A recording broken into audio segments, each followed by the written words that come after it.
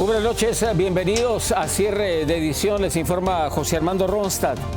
En medio del rechazo y vacunados por millones de personas que la rechazan y más hospitales abrumados por enfermos de COVID-19, la comunidad médica podría verse obligada a decidir entre la vida y la muerte de nuevos pacientes. Así iniciamos cierre de edición. Aumenta una polémica medida que podría extenderse por todo el país. Hospitales podrían dar prioridad a las personas vacunadas en las unidades de cuidados intensivos. En Miami, Florida, Anthony Belchi nos dice que esto podría provocar un debate ético en esta nación. Florida es el estado donde está muriendo más gente que nunca por coronavirus. La oposición de su gobernador a implementar medidas anti-COVID y la desconfianza de la mitad de la población a inocularse serían los factores de este desastre sanitario. Creo que de pronto las medidas de no usar el distanciamiento por un tiempo más largo como algo más obligatorio, creo que eso pagó su precio. La controversia está en la vacuna. Los médicos dicen que esa es la solución. Por eso, en el estado del Sol, que se mantiene como el epicentro de la pandemia, cada vez más administraciones locales obligan a sus empleados a ponerse la dosis. No quiero pensar que va a haber gente que se va a oponer a esta medida. Si los hay, hablaremos con ellos, y si no se ponen la vacuna, hay otras opciones. 3/4 de las camas en las unidades de cuidados intensivos de la nación están ocupadas. Los hospitales están al límite y algunos, como en Houston, están pensando en priorizar la atención a los vacunados sobre los que no tienen la dosis. Que uno se vacune para proteger el hospital, para proteger nuestros miembros y para proteger la comunidad. Tenemos demasiada gente que están enferma. Una polémica medida, la de beneficiar a los vacunados, que podría extenderse a todo el país y que provocaría un debate ético, pero la mayoría de los médicos lo tienen claro. Si no estás seguro si debes vacunarse, pregúntase, ¿por qué se vacunaron todos los doctores? Si la presión hospitalaria aumenta, se deberán tomar algunas decisiones drásticas al respecto. Y las consecuencias, claro está, pueden ser devastadoras para la población. Desde Miami, Florida, Anthony Belchi, cierre de edición. Las muertes por COVID-19 en la ciudad de Nueva York fueron mucho más de las que había asegurado el exgobernador en su primera actualización sobre la pandemia. La nueva gobernadora Kathy Hochul admitió que no se contaron casi 12,000 muertes durante la gestión del gobernador Andrew Cuomo. El nuevo recuento eleva a más de 55,400 los fallecidos por COVID-19 en la Gran Manzana. Y la farmacéutica Johnson & Johnson anunció que su inyección de refuerzo de la vacuna contra el COVID-19 proporciona un aumento rápido y sólido de anticuerpos para quienes se inmunizan con su dosis única. Dayanis López ha estado investigando, nos tiene los últimos detalles. Dayanis, buenas noches, adelante. Buenas noches, José. Los datos fueron dados a conocer esta mañana por Johnson & Johnson y revelan que quienes recibieron el refuerzo de esta vacuna generan niveles de anticuerpos contra el coronavirus 9 veces superiores en comparación con los 28 días después de la primera dosis. Anticipándose a la posible necesidad de refuerzos, científicos de Johnson & Johnson inyectaron la dosis de refuerzo a aproximadamente 2,000 personas en los Estados Unidos y Europa 6 meses después de su primera dosis. De acuerdo al doctor Mathai Mamen, director global de investigación y desarrollo de la vacuna Janssen, se observó en los participantes del ensayo de entre 18 y 55 años de edad que los llamados anticuerpos neutralizantes que genera su dosis única se mantienen por 8 meses o más después de aplicarse la dosis de refuerzo. El booster o refuerzo, estamos viendo que está despertando un buen nivel de anticuerpos contra el virus y sobre todo los anticuerpos que neutralizan, que matan ese virus. Y ante la necesidad de refuerzos de vacunas para disminuir los brotes de coronavirus, especialmente antes del invierno, muchos se preguntan si pueden recibir una inyección de protección extra de diferente marca farmacéutica a la que recibió primero. Por ejemplo, si usted se puso la Moderna, pero ahora tenemos como booster aprobado la Johnson & Johnson, pueden hacerla con confianza. De hecho, La Johnson & Johnson tiene algo importante y diferente a las demás vacunas, que con solo una dosis, inclusive para la primera vez, lo protegía. Así que para el refuerzo va a ser lo mismo. Tanto para el médico Alonso como para otros investigadores, los recientes estudios muestran que mezclar diferentes marcas de vacunas COVID-19 puede brindar una protección más fuerte. Los ensayos clínicos provienen principalmente de Europa. Uno de estos estudios compara la combinación de las vacunas Pfizer y AstraZeneca, donde se encuentran en la primera fase de investigación, pero los resultados son favorables hasta ahora. Se veía que hay algunas personas que venían de otro país, se habían colocado, por ejemplo, el Sinovac o AstraZeneca o otro que no está aprobado en este país. Entonces sí que para esa gente algunos se colocaron una dosis, algunos empezaron de 0 y se colocaron las 2 dosis de Pfizer o Moderna. Sin embargo, en los Estados Unidos, médicos como el doctor Torradas, así como los Centros para el Control y Prevención de Enfermedades, aún no recomiendan la mezcla de vacunas y refuerzos COVID-19.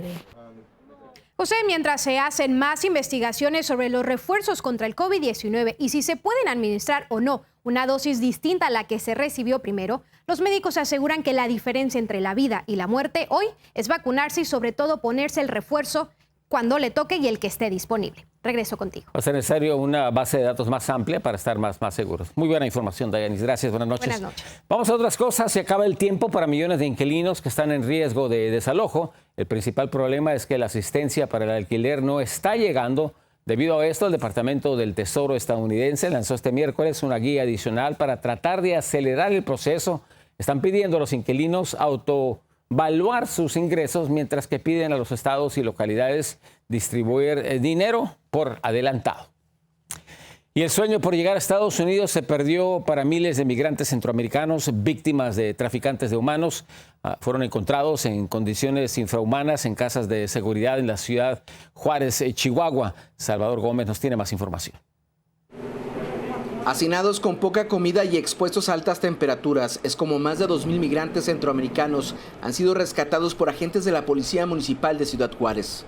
Las condiciones pues no han sido muy buenas porque, como mira, está un poco destruido, el ambiente es un poco sucio, lo hemos mantenido un poco aseado.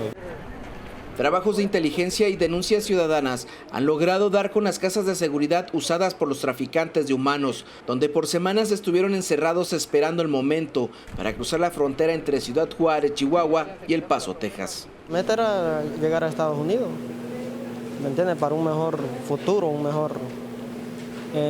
mejor economía, ¿me entiendes? Porque en Honduras está pésimo. La situación preocupa a las autoridades, que dicen que a pesar de la pandemia y de las medidas migratorias de Estados Unidos, continúan llegando migrantes al norte del país, engañados por traficantes desde sus países de origen. Estas gentes se dedican a soltar noticias falsas en Centroamérica, diciendo que la facilidad para regularizarse es más fácil, que si vienes con un menor de edad se garantiza que vas a tener una pronta respuesta para estar legalmente en Estados Unidos, y no es cierto. En el mes de julio fueron 590 los migrantes rescatados. Fueron llevados a un albergue, mientras que otros tramitaron su permiso de migración para transitar por México, con la clara misión de buscar cruzar la frontera. Podemos volver a venir para acá arriba en un bus, como veníamos, y volver a intentar otra vez. En los últimos 3 días, 35 migrantes más fueron rescatados poco antes de llegar a la frontera, mientras que traficantes continúan acumulando a personas en las casas de seguridad. En Ciudad Juárez, Salvador Gómez, cierre de edición. En otra información, los piratas cibernéticos tienen en la mira cientos de miles de enrutadores Wi-Fi domésticos. Los blancos favoritos son los modelos lanzados al mercado entre el 2010 y el 2015, vendidos por lo menos 65 compañías diferentes. Los expertos recomiendan guardar los dispositivos en un lugar seguro y obtener modelos más nuevos para evitar ser víctimas de nuevos ataques. Al caos y a la desesperación que se vive en el aeropuerto de Kabul, ahora se suma un nuevo ingrediente. La Casa Blanca advierte de atentados terroristas por parte de renegados del grupo islámico que buscan aprovechar esta crisis. Vamos a Washington, desde ahí Alfredo Miranda nos tiene más información. A la presión del Talibán de no permitir la extensión de la evacuación más allá del 31 de agosto, se suma una seria amenaza de atentados terroristas por parte del grupo ISIS-K. Así lo hizo conocer el propio presidente. Cada día que estamos en el terreno, sabemos que ISIS-K está tratando de apuntar al aeropuerto y atacar tanto a las fuerzas estadounidenses como a civiles inocentes. ISIS-K es el remanente de extremistas renegados del Estado Islámico y enemigo jurado del Talibán, cuya intención sería provocar ataques masivos en las entradas del aeropuerto de Kabul, donde se encuentran aglomeradas miles de personas. Estamos operando en un ambiente hostil, en una ciudad y país ahora controlado por el Talibán, con la real posibilidad de un ataque de ISIS-K. Hoy se supo que secretamente 2 legisladores llegaron y salieron del aeropuerto de Kabul, originando el malestar de funcionarios, quienes ante la sorpresa tuvieron que desviar recursos y seguridad, además de asientos que hubieran sido utilizados por quienes tratan de escapar de Afganistán. En un comunicado, los congresistas Moulton y Major dijeron: como miembros del Congreso tenemos el deber de supervisar al Poder Ejecutivo.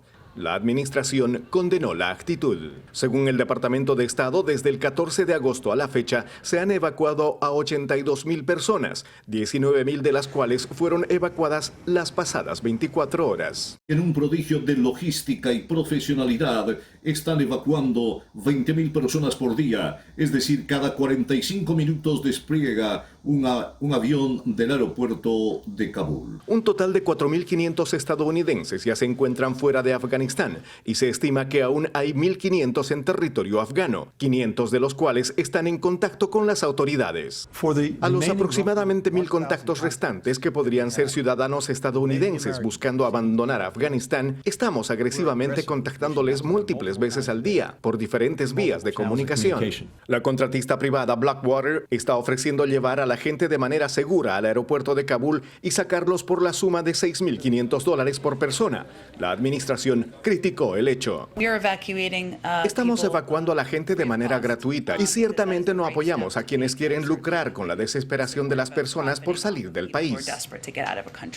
Organizaciones de ayuda fueron informadas de que los vuelos de evacuación no continuarán después del viernes, ya que el ejército estadounidense necesitará los días restantes hasta la fecha límite del 31 de agosto para evacuar sus propios equipos y tropas de Kabul. Desde Washington, Alfredo Miranda, cierre de edición. Los invitamos a que sigan con nosotros. Hay más información en cierre de edición. Ya dieron a conocer un nuevo requisito para emigrar legalmente a Estados Unidos. Le explicaremos.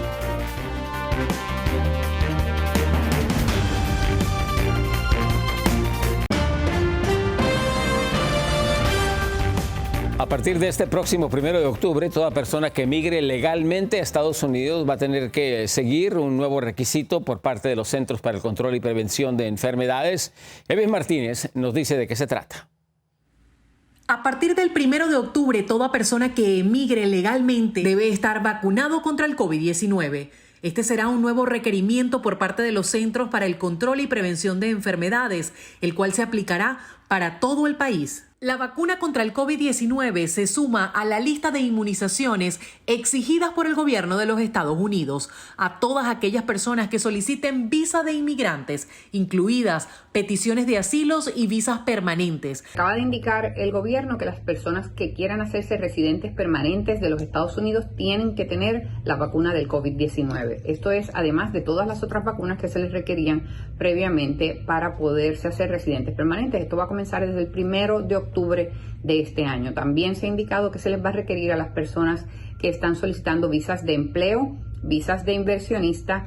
Pero hay personas exentas de este requerimiento, como los menores, por no haber vacuna aprobada hasta ahora, personas con contraindicaciones médicas a la vacuna y aquellos que en sus países no tengan acceso a la vacuna contra el COVID-19.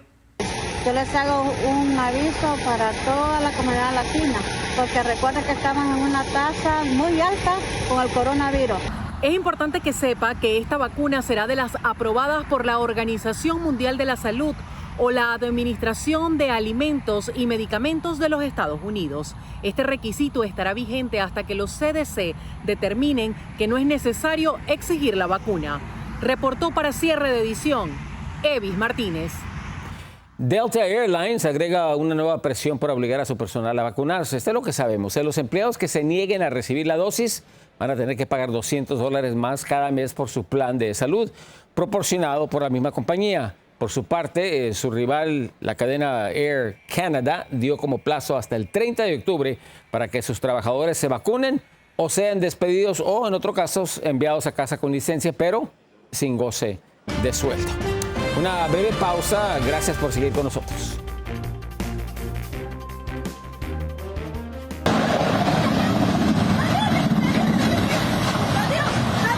Tenemos más imágenes y detalles de esta tragedia aérea de un helicóptero militar mexicano que se estrelló.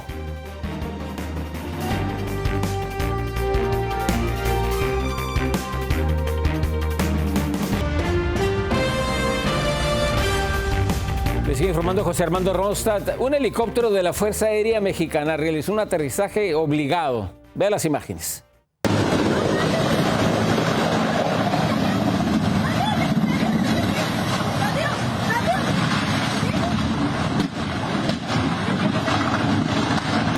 Aquí podemos observar cómo cayó en la localidad de Agua Blanca, en el estado de Hidalgo. Afortunadamente nadie perdió la vida, pero sí 3 pasajeros fueron trasladados a un hospital cercano. A bordo, por cierto, se encontraba el secretario de Gobierno del estado de Veracruz, Eric Cisneros, quien estaría visitando el área afectada por el reciente huracán Grace. Y México recibió a los primeros evacuados de Afganistán. En el grupo también se encuentran reporteros que han colaborado con medios estadounidenses, como el New York Times, a los que no ayudó el gobierno estadounidense. María Teresa Sarabia con más información. México abrió sus puertas a refugiados de Afganistán. Las primeras en beneficiarse de la política de asilo fueron 5 mujeres que conforman el prestigioso equipo de robótica afgano, Dreamers Team. A su llegada, agradecieron el esfuerzo humanitario que hace el país por salvar sus vidas. Estamos muy felices de estar aquí y es un honor que el gobierno de México nos haya honrado con poder estar aquí y haber salvado nuestras vidas.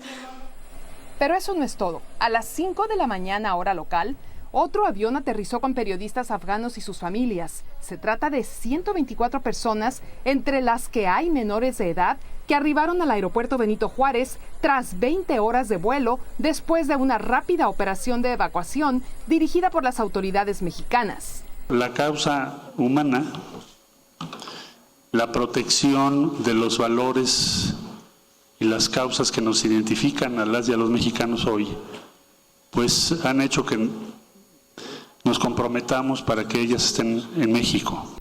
Incluso asociaciones prorrefugiados levantaron la mano para ofrecer empleo a estas personas que decidan quedarse en el país que los está acogiendo. Hay muchos perjuicios. Entonces muchos empleadores vemos simplemente pues prefieren no entrarle al asunto y muchas personas refugiadas se quedan fuera de empleos sin alguna razón específica dura, no tienen nada que ver con sus competencias. De momento, los recién llegados recibieron un permiso de 6 meses para permanecer en México mientras exploraban opciones, entre ellas pedir asilo en Estados Unidos u otros países. Ha señalado en un artículo de New York Times que fue el periódico que gestionó ante el gobierno mexicano la salida de sus empleados. María Teresa Sarabia, cierre de edición. En otras noticias, el hombre que sembró el terror entre los comerciantes de Colombia y a quienes les exigía extorsión a nombre del Clan del Golfo cayó en manos de la justicia. Ni sus ritos de santería podrían haberlo salvado. Vamos a Bogotá, ahí está Carolina Gómez, que nos dice exactamente qué fue lo que ocurrió. No tengo nada, mijito, ¿qué pasa? Con cada captura se descubren nuevas excentricidades de los miembros del Clan del Golfo. Esta vez alias Rufino u Osama, como se autodenominaba el señalado máximo cabecilla del frente Manuel José Gaitán, una narcoestructura paramilitar y criminal que, según se logró evidenciar con los allanamientos, se hacía rezar para protección de los enemigos, o así lo asegura este brujo y chamán consultado por Cierre de Edición. Se utilizan para proteger al individuo de balas contrarias, ya sean de su misma competencia o de grupos de seguridad del Estado como la policía, el ejército, y también para protegerse de cualquier clase de atentado en su contra, para no ser objeto del enemigo y para que no sean penetrados por balas contrarias. Una vez repetía como letanía sus rezos, se dedicaba a extorsionar y a sembrar el terror en todo el departamento del Cesar. ¡Suelo, suelo, suelo! Alias Osama, al parecer, era quien ordenaba las extorsiones a comerciantes de los municipios de Cincelejo, Corozal, San Pues, Tolú, Coveñas y San Onofre, entre otros, de Sucre, así como en Barranquilla y Puerto Colombia, Atlántico. En medio del operativo encontraron una pistola 9 milímetros, 17 cartuchos calibre 38, proveedores y rezos que seguramente le funcionaron para librarlo de la muerte, pero no de las autoridades y la cárcel. Responderían por los delitos de concierto para delinquir agravado con fines de extorsión. Alias Osama se hacía llamar así por la posición que logró en el Clan del Golfo. En tan solo un año lograba recaudar a punta de extorsiones más de $500.000 él solo. En Bogotá, Colombia, Carolina Gómez para cierre de edición. Una última pausa y regresamos. Continúen con nosotros.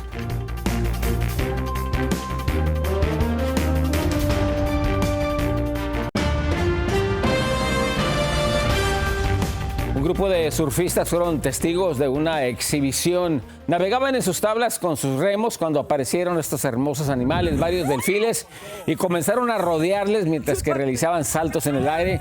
Este gran espectáculo que tomó por sorpresa a los deportistas duró varios minutos antes de que los delfines decidieran ponerle fin a su acto. La exhibición ocurrió frente a las costas de Inglaterra. ¡Qué preciosidad! Gracias por acompañarnos. Muy buenas noches. Los esperamos mañana en cierre de edición. Yo soy José Armando Ronstadt.